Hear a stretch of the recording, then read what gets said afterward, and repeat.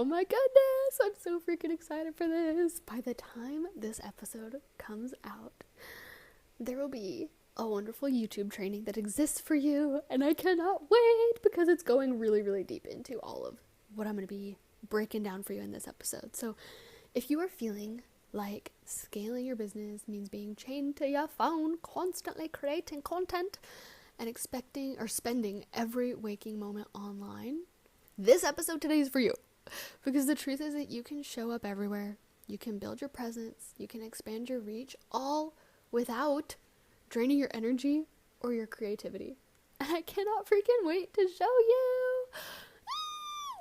This is what is making it possible for me to be building two different major companies alongside each other that both require personal presence. So in this episode, you're going to be receiving a guide to creating effortless omni-presence. You're going to learn how to repurpose content so that that repurposing process does the heavy lifting for you. And you're going to get some tips to protect your own energy while staying visible. So by the end of this episode, you're going to have a content strategy that feels light, aligned, and easy, because growing your business should not come at the expense of your own well-being. If you know anything about me and my brand, The Vibrant Alchemist, you should know that by now. So, first off, here's why omnipresence feels hard and why it does not have to be.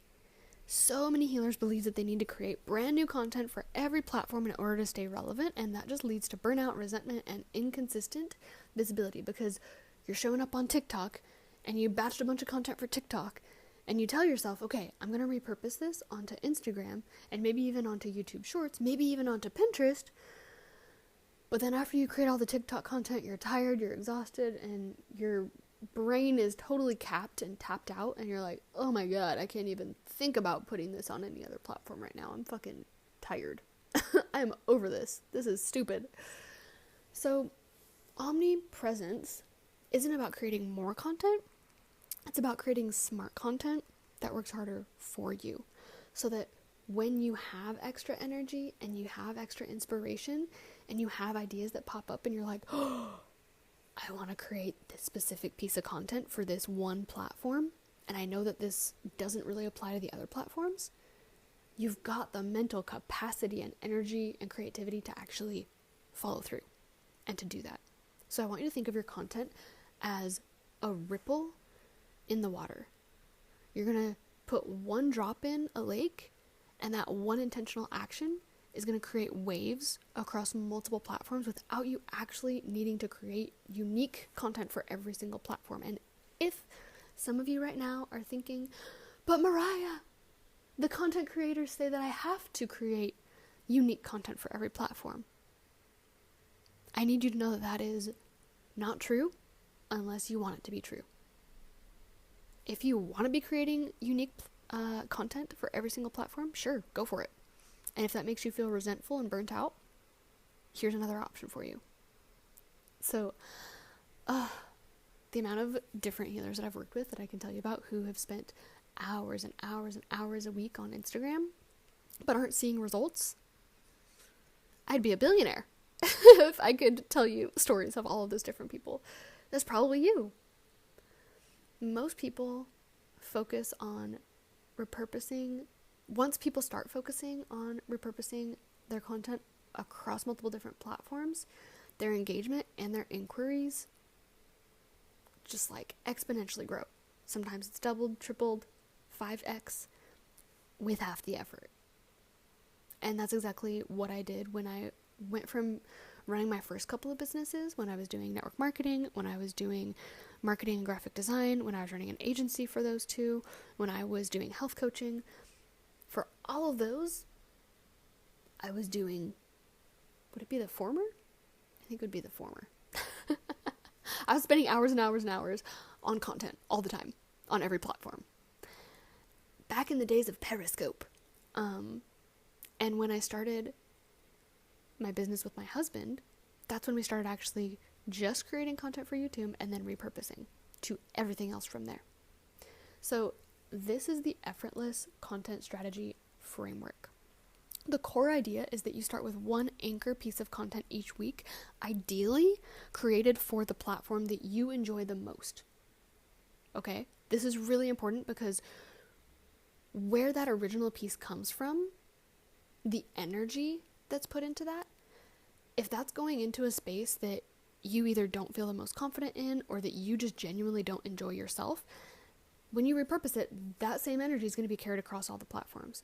So I really want you to listen to what I'm sharing here, but also notice, okay, for Mariah, this is the main content piece that works, but for me, I actually really like this.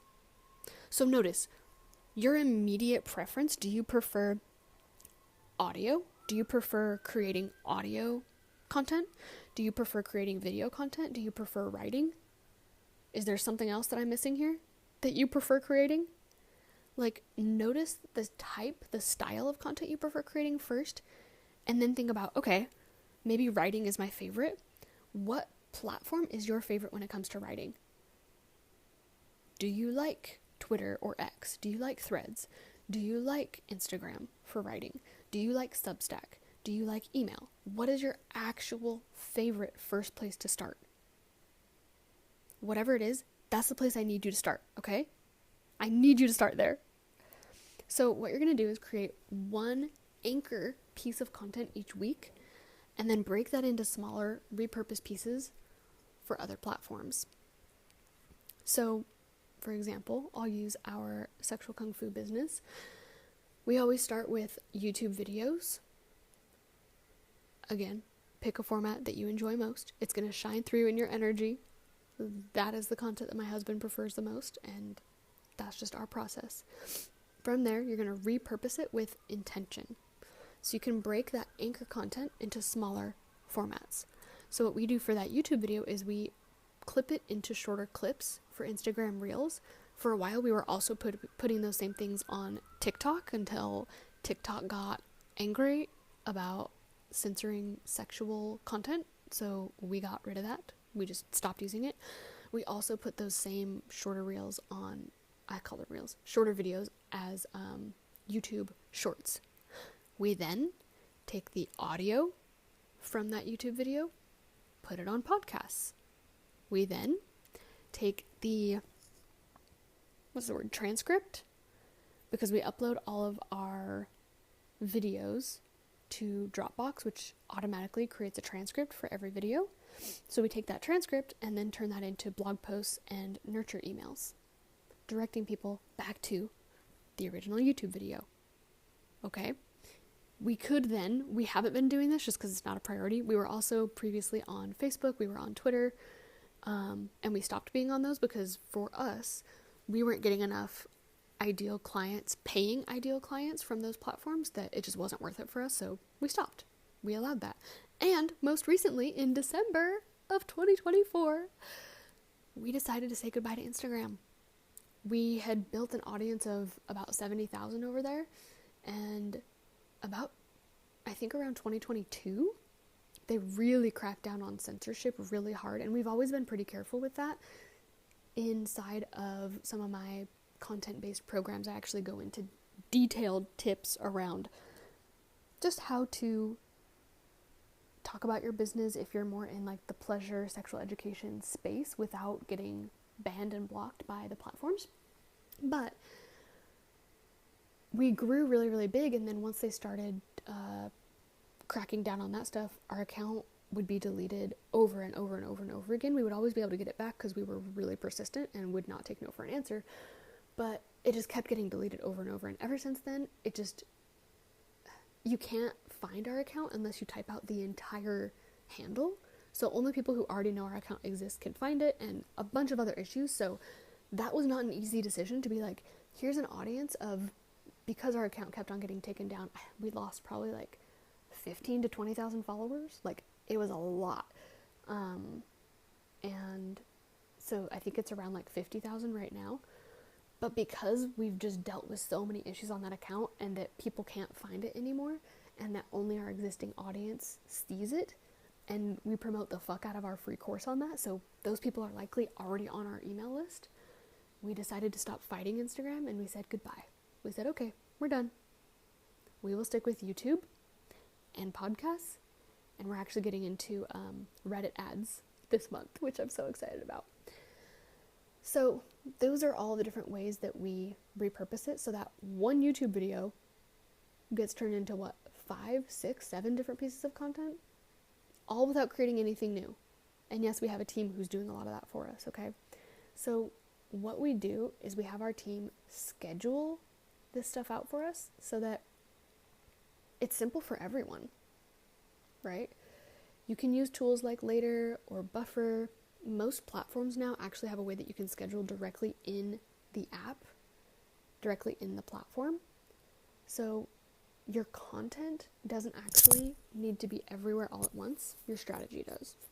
When you work smarter, not harder, you're going to be freeing up space to actually serve your clients and enjoy your life, because you're not just a content creation machine. And when you've got your whole system set up in the way that I share in 7-Figure Freedom Method, the only thing that you need to be doing is creating that one piece of content a week for your public-facing platform or platforms.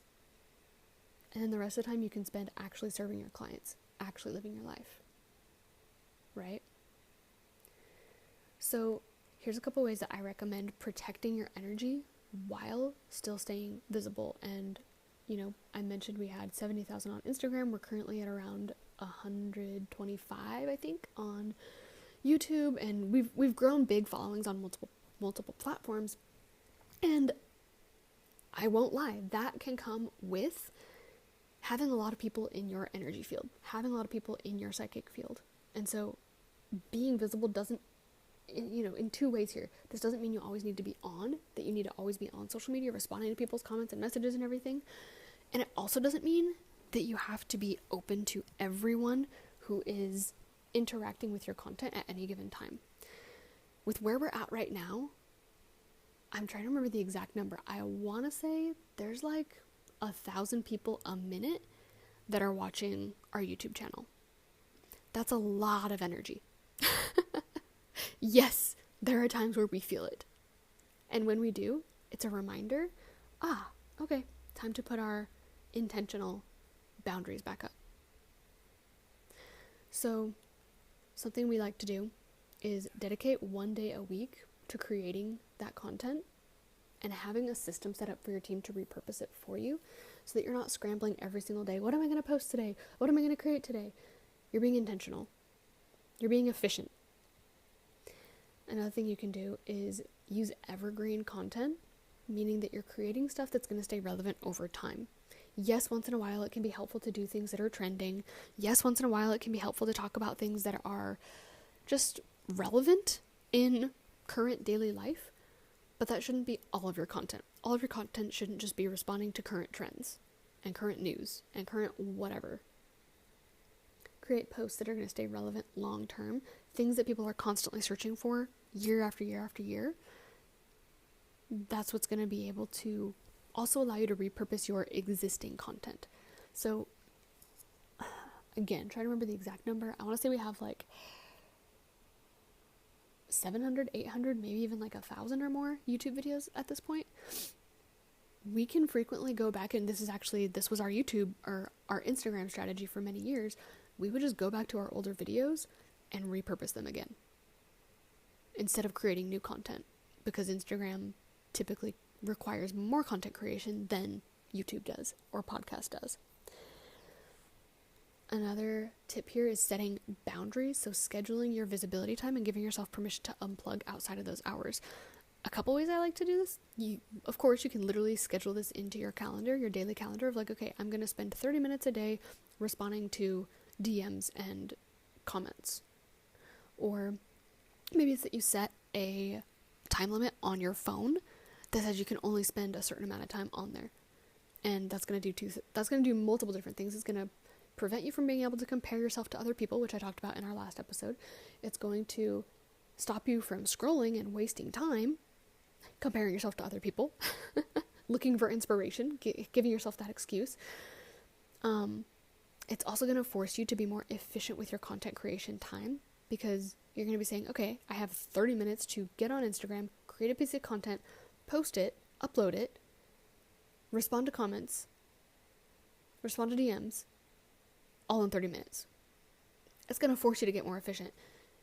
I don't remember there's a name to this law, but that, we'll always fill the time that we allow ourselves to do a task. If you give yourself an hour to clean the entire house, you'll get it done. If you give yourself all day to clean the house, you'll get it done, but it'll take all day. So give yourself the amount of time that you actually want to be spending on these platforms and maintain those boundaries for yourself.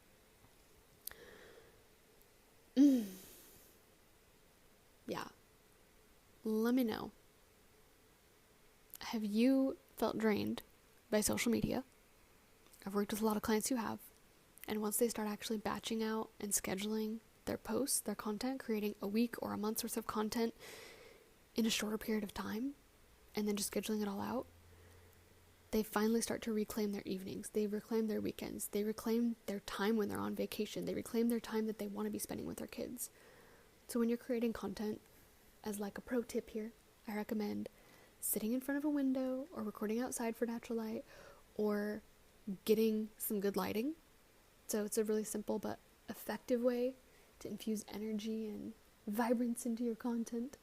And, some other things more on the energy side to really protect your energy while staying visible is coming back to the practices that you use in between your client sessions and using those at a bigger scale.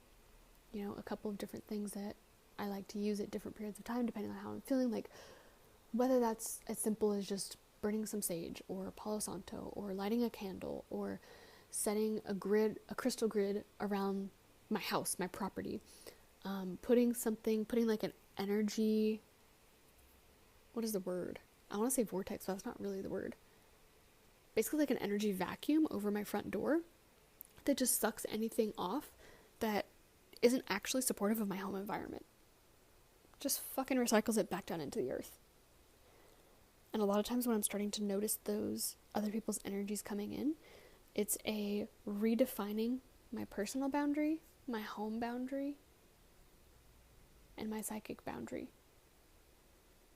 Whether you see that as a golden light or something else, I know that you've got lots of different tools for that, so just reminding yourself to use those when you're starting to feel like you can't let go mentally of a client conversation or a comment online or something like that. So why omni-presence works for your business? It gives you the power of consistency. When you're showing up consistently across platforms, that builds a lot of trust and it keeps you top of mind for your audience, which is essential if you want to get paid, which is why we're all here.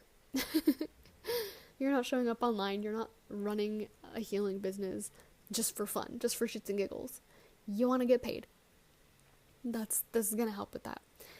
You don't need to be perfect or post daily. You know that, we've talked about that. But taking consistent, aligned action is way more powerful than sporadic, overwhelming effort.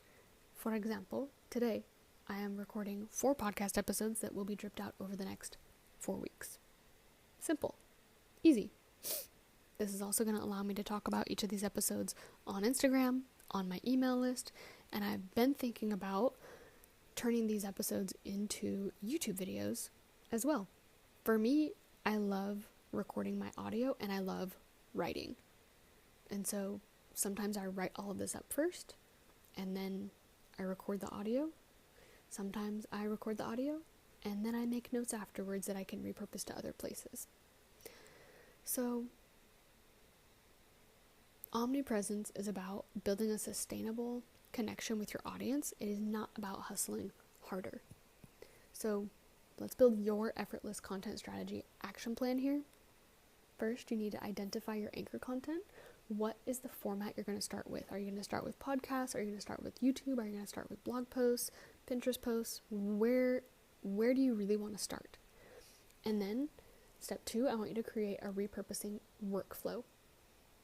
Something really, really powerful and I want to say underestimated, underhyped, underutilized is whether you set up Zoom and you just record yourself repurposing this content in the way that you want it to be done.